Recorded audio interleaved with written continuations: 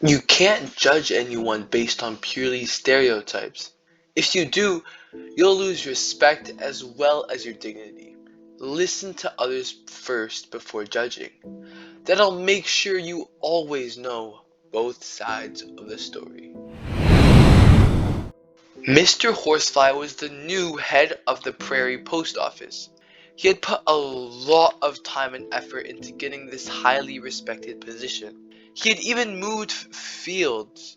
If you asked Mr. Horsefly, he would tell you that he got the job thanks to his great deductive skills. On his first day of work, he opened up a shop, and into the post office came Mr. Beetle, Miss Spider, Miss Mantis, and Mr. Grasshopper. Dr. Horsefly wouldn't let them so much as open their mouths. Don't tell me, don't tell me. I bet I can work out what each of you came for, he said, putting a book, a plastic mat, a nail file, and some protective goggles on the counter. The nail file will be for Miss Spider. Without a doubt, with all the scratching she does, she'll need to put her nails right. The mat, he went on, without giving anyone time to react. Without even having to think about it, I gave it to Mr. Grasshopper, since he must have to train pretty hard to keep all his hopping up to a decent standard. The safety goggles have to be for Miss Beetle, because having to spend all day with his face so close to the ground, he'll be needing something to protect his eyes. And finally, this big book here has to be a Bible. I'll have to give that to Miss Praying Mantis, whom I would like to include me in her supplications to the Almighty, as you will see.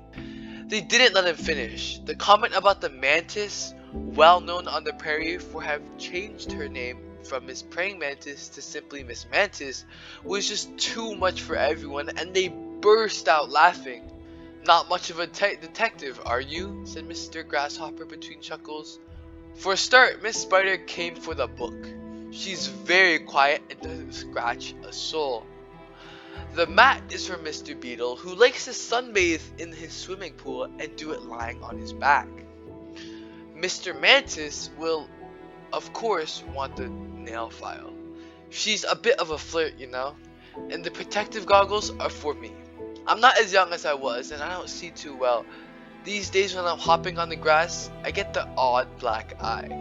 Who? Mr. Horsefly interrupted, recovering from his embarrassment. Then you do, in fact, hop on grass.